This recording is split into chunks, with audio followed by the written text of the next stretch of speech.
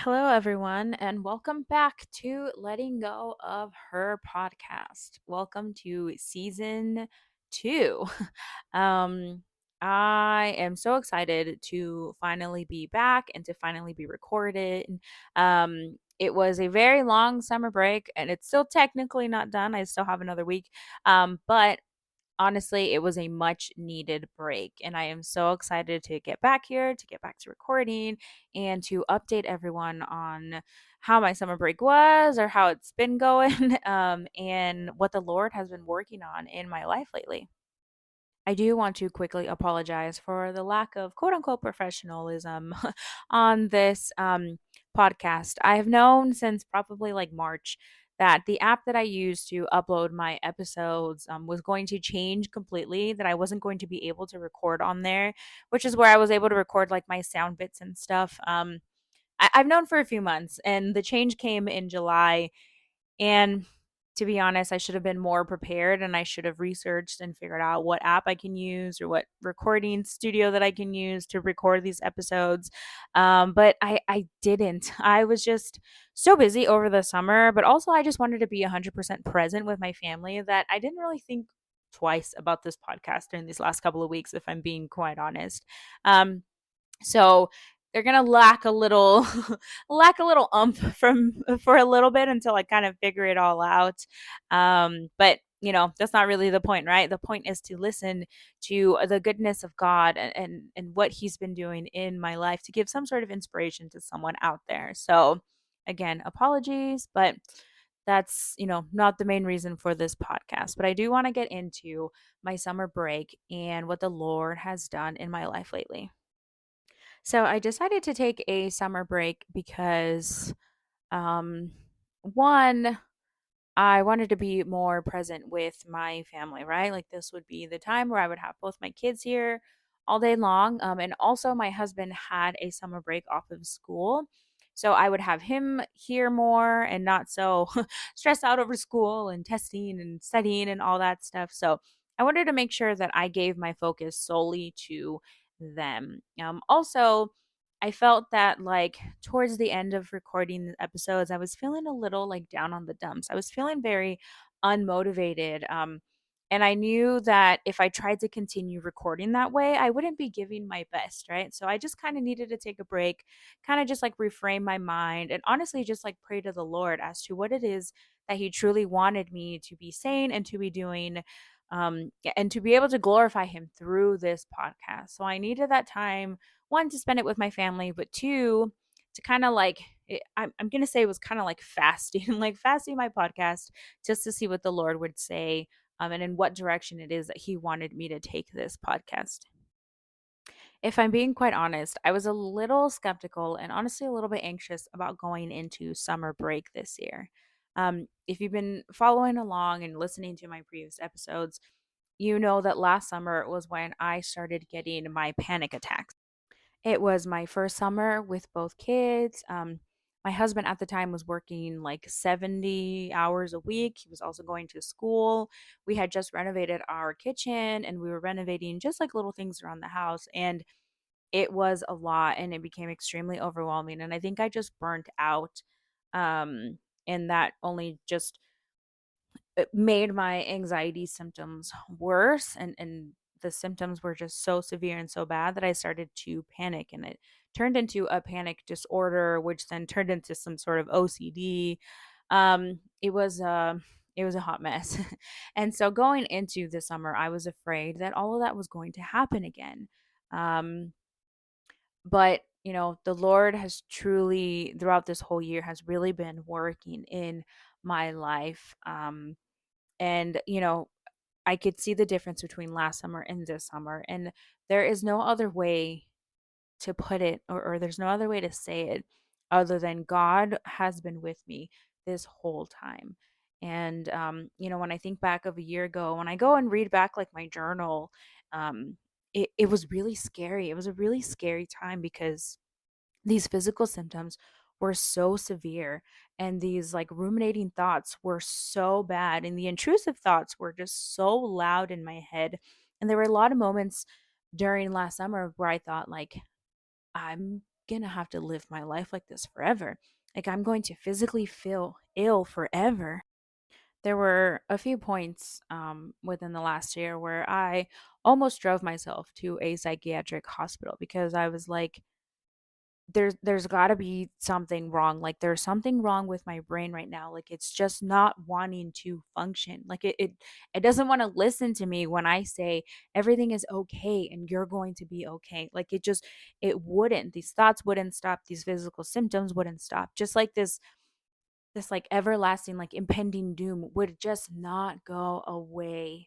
um and it was hard. It was extremely, extremely hard. And even though throughout the months it seemed to be getting better, I feel that like sometimes, some weeks, it would still go back, and it was just like a constant jumping back and forth over like feeling okay, then feeling like impending death, and then feeling okay, and then feeling like impending death all over again. And I just kept thinking to myself, like, I can't live like this. Like, I can't live like this forever because this is exhausting. Like, I am physically and mentally and spiritually exhausted from just trying to juggle back and forth between feeling okay and feeling this like super anxious panic state that I was felt that I was constantly in. I truly feel that the Lord needed me to be at my lowest, at my weakest point, to be able to move through me. Um, Prior to this, I was feeling really great. I've dealt with generalized anxiety disorder pretty much all of my life. And I was finally at a point where I was like, I'm good. Like, I don't really have anxious thoughts anymore, right? And I kept praying to God, like, God, I want to trust you more. And I laugh at that now because I'm like, wow, what if I would have known, if I would have known what the Lord would be doing so that I could make sure that I would trust him more. And I mean, I can laugh about it now because now I'm like, okay, now I can truly see what the Lord was doing in my life. But back then I could not see. Back then I felt almost like abandoned by God because I was like, wait, wait, wait. Like, I was feeling good. I was doing everything right. Why am I feeling like this again? And why am I feeling like this like so much worse?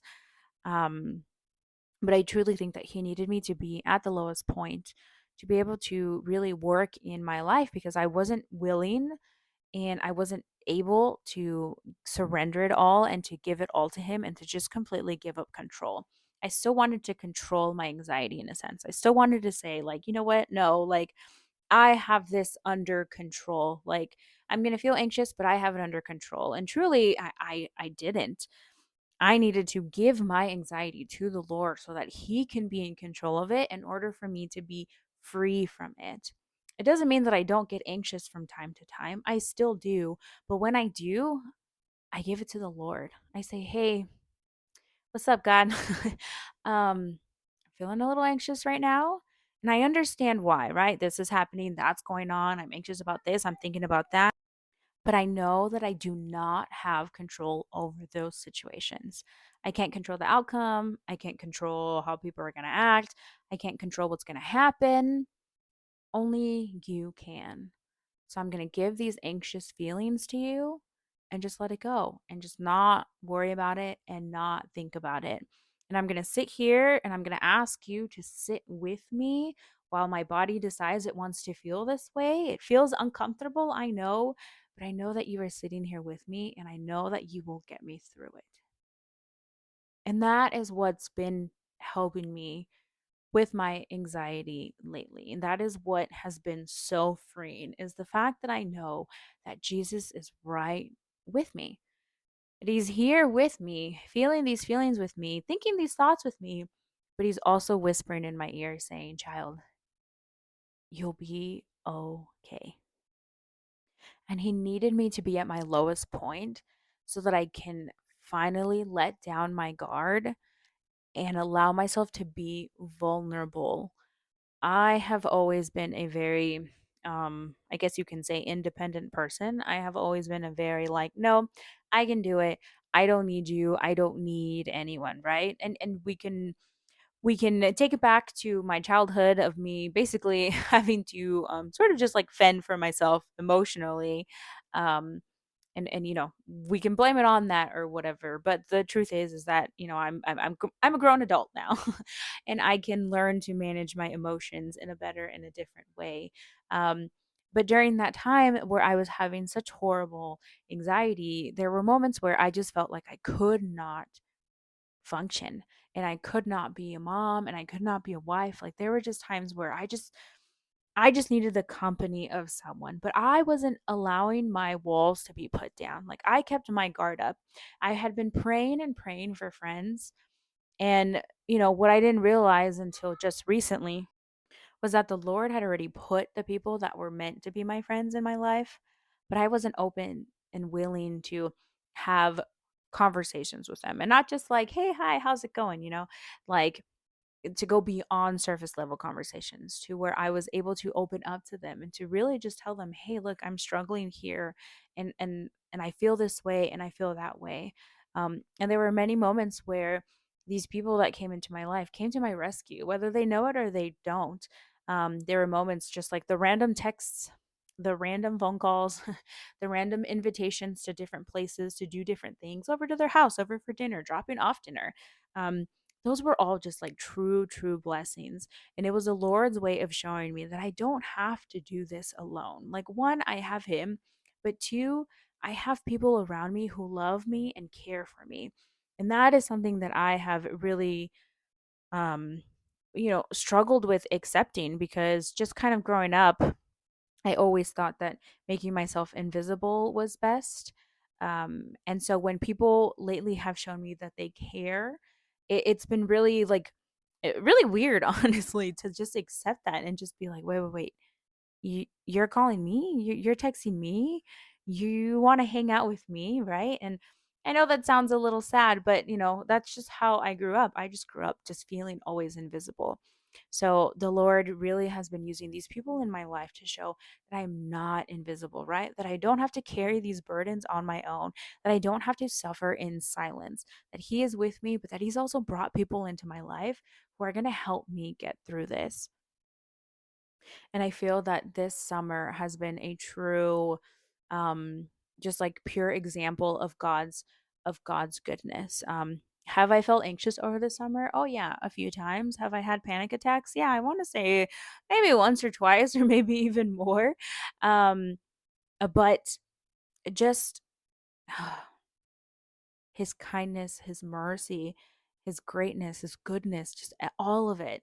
I can see it, and I can see all of it at the end of the night, every night when I go to bed. I go to bed exhausted. And you know why I go to bed exhausted? It's not because I've been dealing with anxious thoughts and I'm trying to calm them and shut them down. No, I am exhausted because I am going places, and I am doing things, and I am socializing. I am going to bed exhausted because I am finally putting myself out there, and I'm finally doing things, and I am enjoying my life. I go to bed exhausted because I am happy, because I am joyful, because I have found peace in His presence, and knowing that no matter what thoughts come through my head, no matter what physical symptoms it is that my body wants to feel that day, I can let it go and just feel His peace. And I'm exhausted from that because being in the love and the presence of God is exhausting in the best possible way. I am exhausted so that I can go to bed in peace and wake up refreshed and ready to feel it all over again. I am exhausted because I feel the love of God. And that's not in a bad way. It's not in a bad way. It's like yes. Like, I can feel you, and this is great. This is a great feeling. And it's just such an exciting and just such a beautiful place to be in. Um, I've had to learn to let go of many things, and I've had to learn to just surrender so many things. Surrender my mental health to the Lord, and surrender my walls, and to stop just keeping them up. And I had to learn to be vulnerable, to finally go out and ask for help when I needed it, to ask someone to pray for me, to ask someone to call me when I had these thoughts running through my head, um to have someone to cry to. There were many times where I called friends and I was like, I don't know what's going on, I just need to cry. And all they did was just stay on the phone there with me and just listen, and just listen. And it's just it's such a beautiful thing. And I'm so grateful that the Lord did exactly what I asked him to do. Even if at the moment I didn't see it, and even if at the moment I didn't, I could have been like, did we really need to go this route? Like, we couldn't have done it some other way. But the Lord knows best, and the Lord knows what it is that we need in order to finally get us to listen and to understand. And for me, it was needing to be at my absolute worst when it came to my mental health, because I was still trying to hold on to that. I was still trying to say, like, nah, I've got it under control. Like, nah, I don't need to give this to God. Like, nah, like, God can't help me here. But He's been the only one who's been able to help me, because nothing else, nothing else. And I've tried it all. I tried everything in order to manage this anxiety and to manage this panic. And nothing ever worked until I just said, you know what, God, I'm just going to lay here and I'm going to feel this anxiety. And I just want you to feel it with me and just be here. And that's it. And that's that. And He will take control, and He will use everything for the better. And I can attest to that. That is my testimony right now, is that the Lord can use anything and everything in order to show his goodness. We have been absolutely busy this summer, with play dates and VBS and breakfast dates and lunch dates and dinner dates, and parties and hangouts, and just various different things, play dates, going here, doing that, and going shopping together. Like, we have been so busy during the summer. Um, and like I said, I've still had moments of anxiety, and I've still had moments of panic. But the whole entire summer, I've been able to see just like God has always been here with me. And even throughout this last year, when I thought that I was going insane, I can see that God was just working through me. And He was working really hard in order for me to give up the things that I did not want to give up. Um, and I am just so grateful in the different ways that He has worked through me. And I'm slowly seeing, in other different ways, and in other different places, that I need to surrender and give it to the Lord. Um, like sharing my testimony publicly, not on a podcast, not in a place where people can't see me face to face. But I really feel just very deep in my heart that the Lord has really been telling me, like, that I need to share my testimony in public, which is extremely, extremely scary for this girl who deals with generalized anxiety disorder, who deals with social anxiety, who fears the judgment, who fears the public speaking. The one who gets all these severe physical symptoms, who thinks that if I go on stage and I start to speak, I'm going to pass out or maybe poop my pants. I don't really know which one. And honestly, I don't really know which one is more embarrassing. Um, but I think that the Lord is really saying, like, no, you can do this, right? And at the end of the day, it's not really about me. It's not really about me thinking and wondering, is my testimony powerful enough? It's truly about me being able to show others God's goodness, because none of this would be possible without God and without the way that He has worked in my life. So it's not about me. I need to get over myself, because if this is what He truly wants me to do, He's going to make a way for it to happen.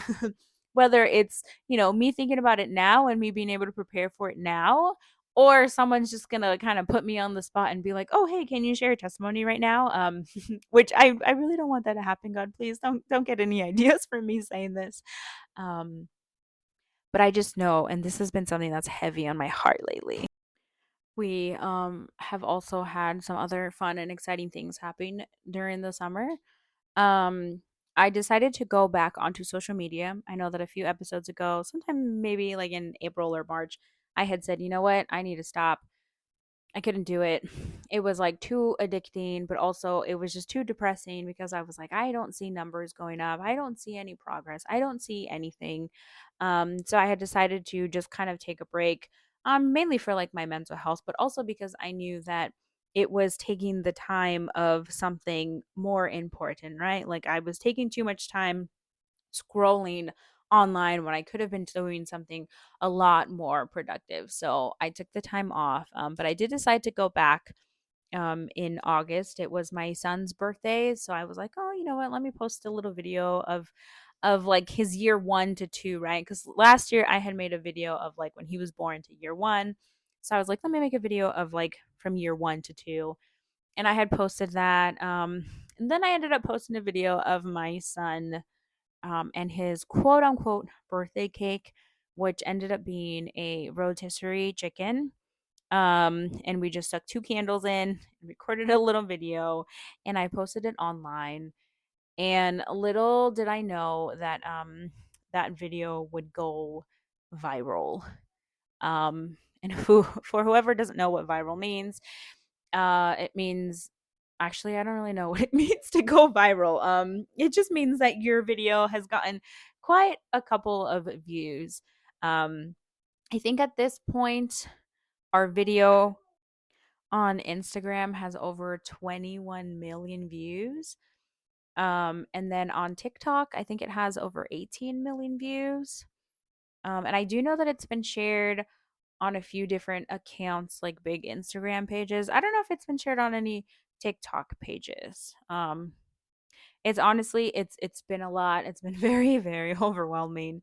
Um so I can't really keep track as to where the video goes. But I just found out that last Sunday our video was on a TV show. It was on the Today Show, but like on the Sunday Today Show version. I don't know. It was like a 2-minute excerpt of like them showing the video of us like singing to him.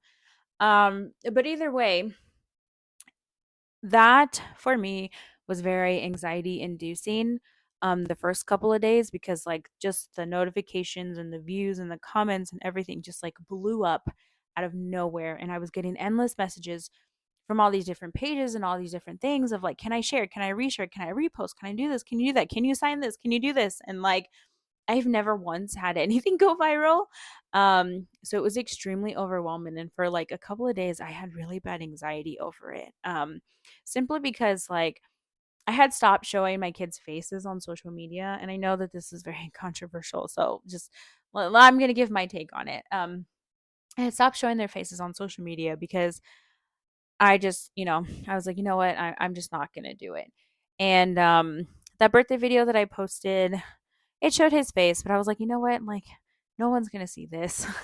No one realistically follows my page anyways." And now over or like almost 40 million people have seen. Actually, maybe over 40 million people based off all the other pages and views that are not linked to mine, have seen my son. And I was extremely anxious, and I remember like waking up in the middle of the night because my phone just like would not stop. Um, it was like 3 a.m. and I went to go wake up my husband, and I was just crying and crying, and I was like, "What did I do? Like, what did I do? Like, why? Like I'm just gonna delete the video. Like I'm done. Like I'm over it." And he was like, "Well," he was like, "It's already on everywhere else. So like, even if you delete it, like you're still gonna kind of come across it at one point or another." Um, but I was just like, "What did I?" I was just like, "What did I do? What did I do?" Um, and my husband was just like, "You know what?" He was like, let people see your son. Like, let his smile be healing to others. He's like, because people are going to look at this video and be like, why is he so happy? And why do these parents understand their children? And they're going to go and they're going to look at your page and they're going to see, ah, it's because they have Jesus in their life. And I was like, okay, okay, Jesus, and so he was just like, God made this video go viral for a reason. And I was like, okay. Like, I'm just crying in bed. I'm like, okay, okay. Like, I don't know why, but okay. um, and very, very slowly, I would get a message here like, hey, so glad I found your page. I am struggling with my faith. And And hey, I'm so glad I found your podcast. I feel that I can really resonate with it. And hey, I'm so glad I saw this. And it was just, a little message here and a little message there and a little comment here and a little comment there. And not on my son's video, but like on my other stuff, right? On the other stuff where I'm talking about this podcast and I'm talking about, kind of like tricky subjects, right? And when it comes to being a believer and dealing with mental health and dealing with just questioning everything, right? And my numbers for subscribers on my podcast have tripled since that video going viral. So I guess in a sense, my husband was right.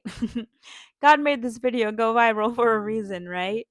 Um, and I couldn't be more grateful. Is it still a little scary that this video is kind of still going around? It's been like 3 weeks by now.